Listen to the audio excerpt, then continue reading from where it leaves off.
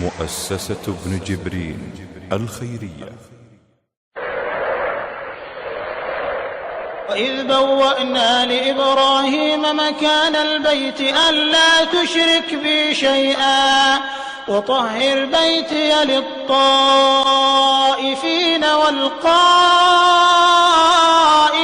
والركع السجود وأذن في الناس بالحج يأتوك رجالا وعلى كل ضامر يأتين من كل فج عميق وعلى كل ضامر لبيك لبيك لا شريك لك لبيك لبيك اللهم لبيك لبيك لا شريك لك لبيك إن الحمد والنعمة لك والملك لا شريك لك لبيك حقا حقا تعبدا ورزقا لبيك وسعديك والخير كله بيديك والشر ليس إليك نحن عبادك الوافدون إليك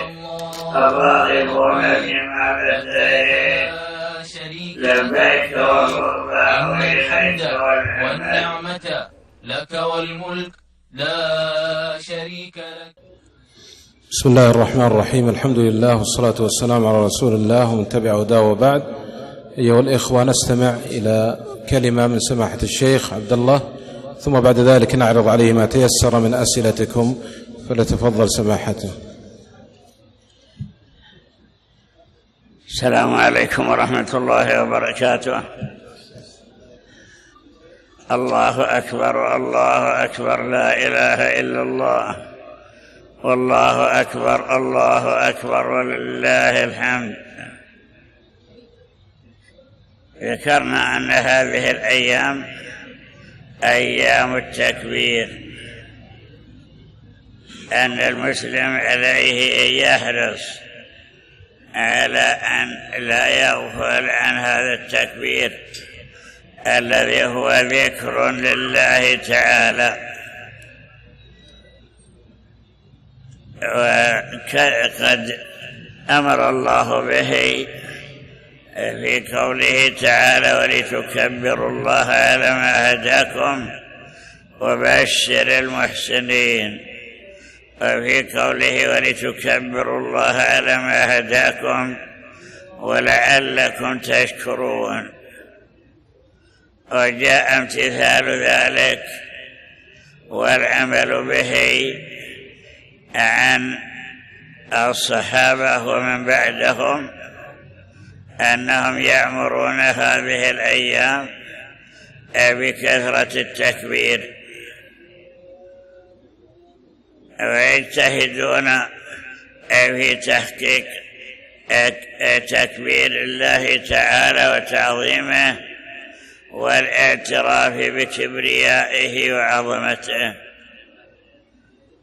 ربنا سبحانه وتعالى أخبر بقوله وله الكبرياء في السماوات والأرض، أي هو المستحق أن يكون هو الكبير وأن تكون له الكبرياء، وأن المتكبرين الذين يتكبرون على الله هم أذلاء إذا تكبروا وتجبروا على الله وعلى عباد الله.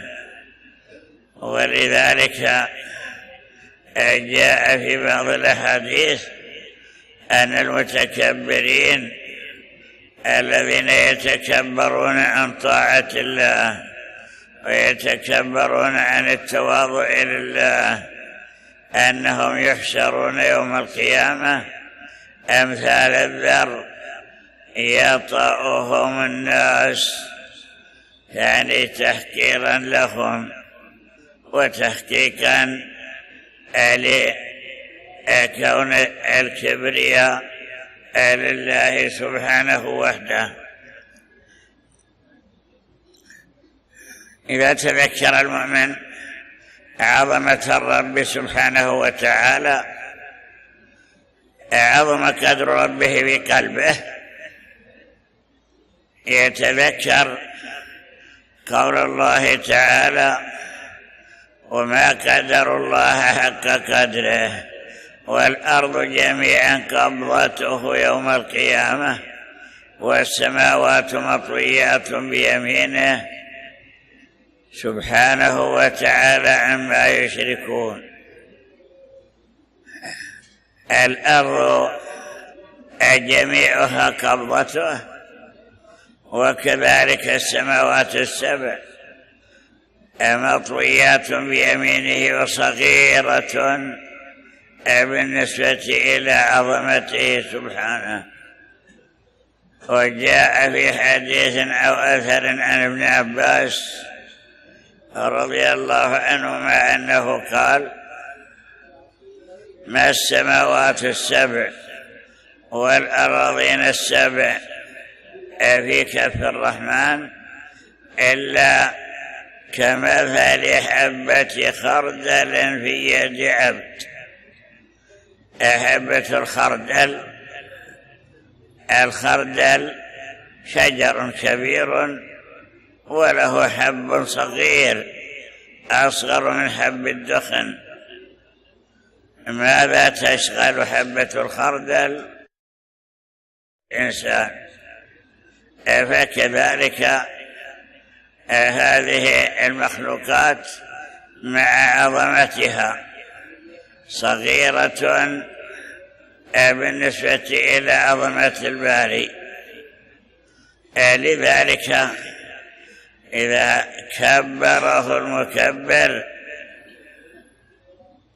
فإنه يستحضر عظمته. إذا قال الله أكبر استحضر عظمة الله سبحانه وجلاله، فعند ذلك يصغر عنده المخلوقون.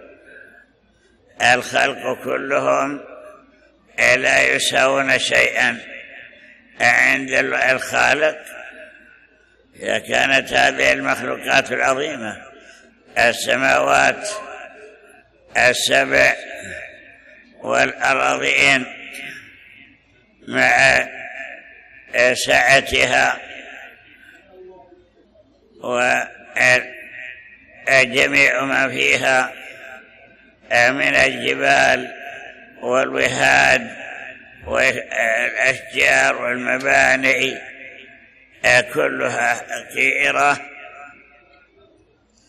فنتواصى بأن نكثر من هذا التكبير، أن نأمر به أوقاتنا ونكبر الله في كل الحالات، ونذكره أيضا سبحانه بأنواع الذكر، ومن ذلك الذكر بعد الصلوات. ولذلك شرع النبي صلى الله عليه وسلم لأمته الذكر بعد الصلوات.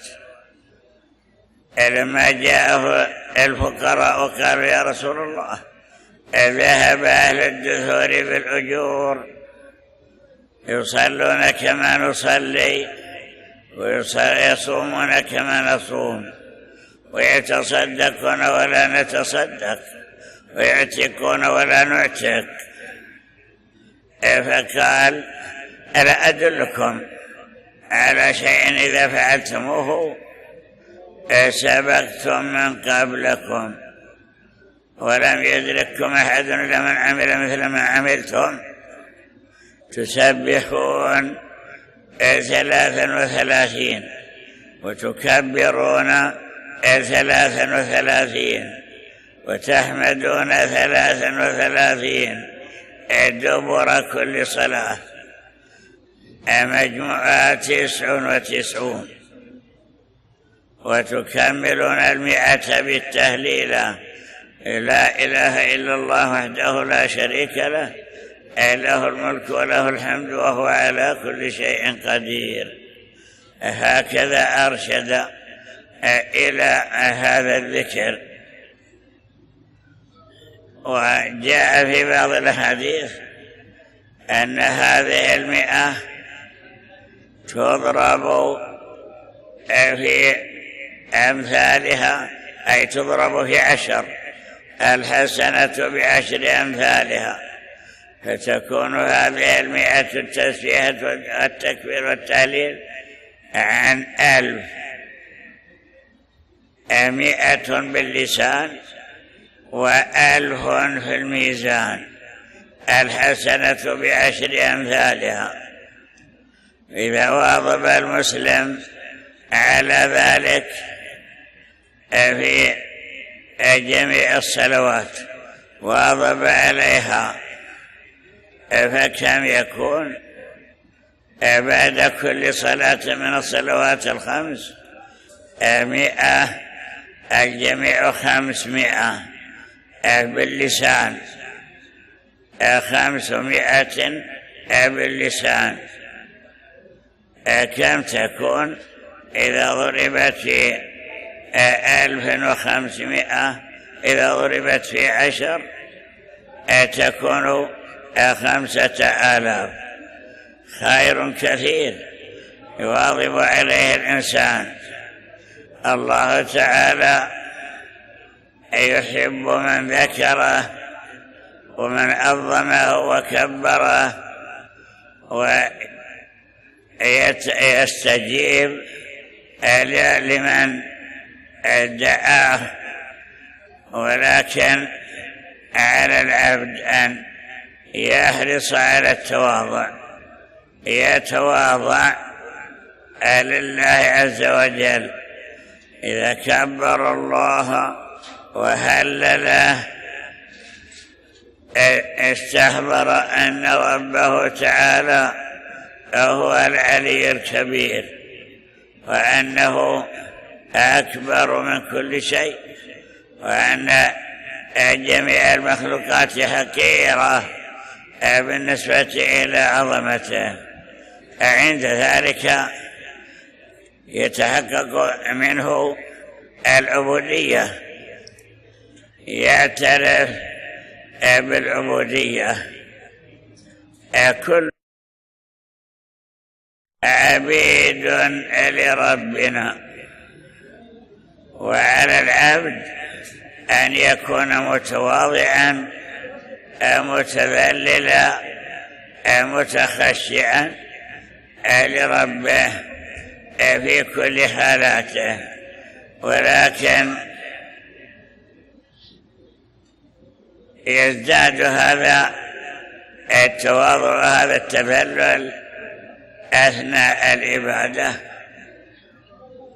إذا كان في أثناء عبادة فإنه يحضر تواضعه لله تعالى. فمثلا الصلوات فروضا ونوافل تستفتح بالتكبير. يقول النبي صلى الله عليه وسلم: مفتاح الصلاة التكبير وتحريم التسليم. مفتاح الصلاة الطهور، تحريمها التكبير وتحليلها التسليم، فمفتاحها الله أكبر. جعل وسيلة أو سببا في أنه يستحضر كبرياء الله تعالى. فإذا دخل في هذه الصلاة خشع قلبه وخضع واستكان، وهذا هو ما يكون وسيلة وسببا في أنه يضاعف له الأجر وتقبل صلاته إذا خشع فيها وخضع. قال الله تعالى: قد أفلح المؤمنون الذين هم في صلاتهم خاشعون.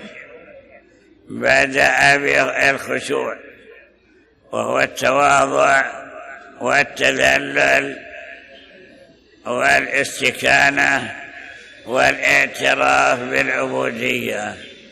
يعترف العبد أنه عبد وأنه ذليل، ويحرص على أن يأتي بآثار هذه العبودية وهذه العبادة، سواء عبودية اللسان بأن يحرص على أن يتعبد لله بلسانه، أي بالأذكار التي تدل على تعظيمه لجلال الله تعالى ولكبريائه، أي ذكر التكبير والتهليل والتسبيح والتحميد والاستغفار والحوكل لا حول ولا قوة إلا بالله، وجميع ما يتلفظ به من العبادات التي تعبر عن تواضعه وعن خشوعه لله سبحانه. وكذلك الأفعال عادية وعبادية. العادية قيامه وقعوده واضطجاعه ونومه ونحو ذلك يفعلها الكافر والمؤمن، ولكن المؤمن إذا قام أو قعد ذكر الله امتثالا لأمره. قال الله تعالى: الذين يذكرون الله قياما وقعودا وعلى جنوبهم، أي في كل حالاتهم، ولو لم يذكروه إلا بقلوبهم، بأن يستحضروا أن ربهم سبحانه مالكهم وسيدهم والخالق لهم الرازق المتصرف فيهم كما يشاء، فهو سبحانه رب العالمين وقيوم السماوات والأراضين.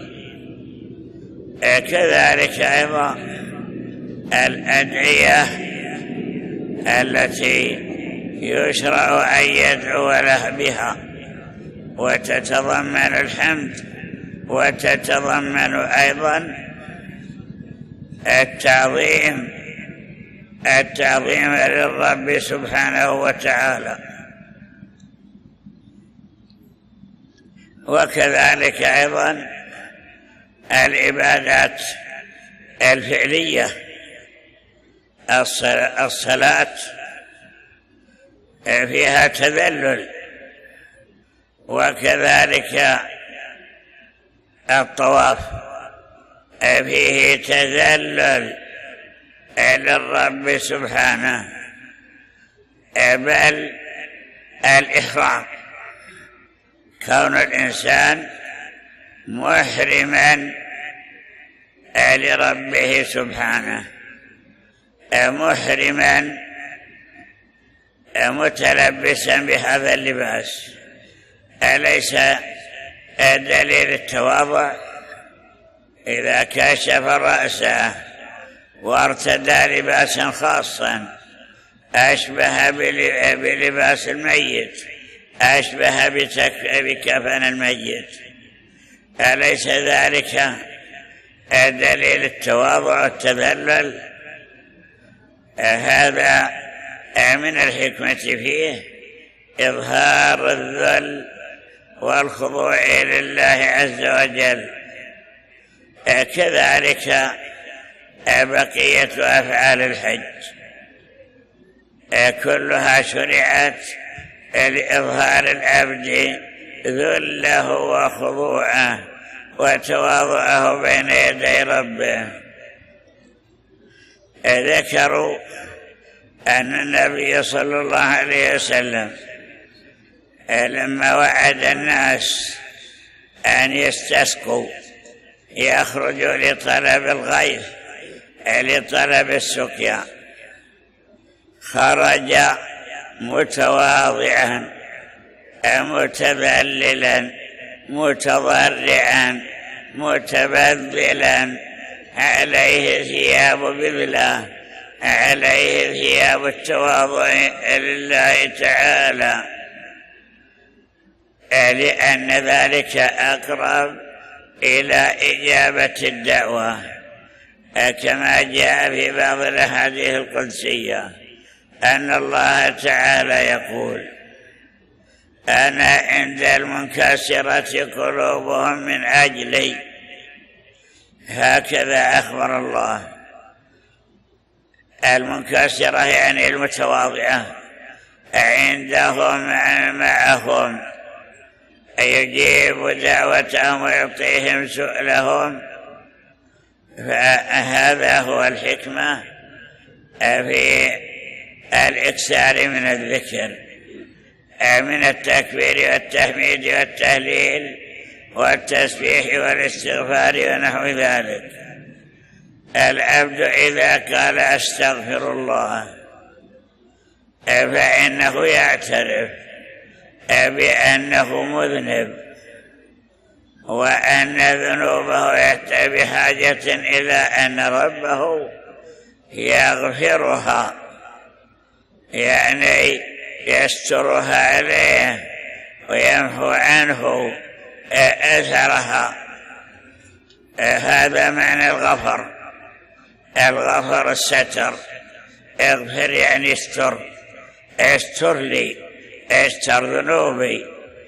إذا قلت رب اغفر لي أو أستغفر الله فإن معنى ذلك اعترافك بالنقص وبالتقصير وبالذنب بالذنوب. وإذا اعترفت بذلك فالرب سبحانه وتعالى يغفر الذنوب، كما أخبر بذلك بقوله تعالى: وإني لغفار لمن تاب وآمن وعمل صالحا ثم اهتدى. يعني غفار لهم، من أسمائه سبحانه الغفور والغفار، كلاهما من أسمائه الحسنى التي تسمى بها والتي أخبر عباده بأنه لها أثر. إذا قيل اغفر لنا يا غفور، اغفر لنا يا غفار، يا غفار اغفر لنا، يا غفور اغفر لنا، اغفر ذنوبنا ونحو ذلك. فهكذا يكون هذا العمل الذي هو الاستغفار والدعاء والتكبير والتحليل، التحميد والتهليل، وكذلك بقية العبادات. أيوة، لعلنا إن شاء الله في الأيام القادمة أن أذكر بعض الأمثلة من الأذكار والأدعية. نقول: اللهم لك الحمد، أنت رب السماوات والأرض ومن فيهن، ولك الحمد أنت قائم السماوات والأرض ومن فيهن، ولك الحمد أنت نور السماوات والأرض ومن فيهن، ولك الحمد أنت ملك السماوات والأرض ومن فيهن، ولك الحمد أنت الحق وعدك حق ولقاؤك حق وقولك حق والنبيون حق ومحمد حق والساعة حق والجنة حق والنار حق. اللهم بك آمنا ولك أسلمنا وعليك توكلنا وإليك أنبنا وبك خاصمنا وإليك حكمنا، فاغفر لنا ما قدمنا وما أخرنا وما أسررنا وما أعلنا وما أنت أعلم به منا، أنت المقدم وأنت المؤخر، لا إله إلا أنت، والله أعلم. صلى الله على محمد. لبيك اللهم لبيك، لبيك لا شريك لك لبيك، إن الحمد والنعمة لك والملك لا شريك لك. لبيك اللهم لبيك، لبيك لا شريك لك لبيك، إن الحمد والنعمة لك والملك لا شريك لك.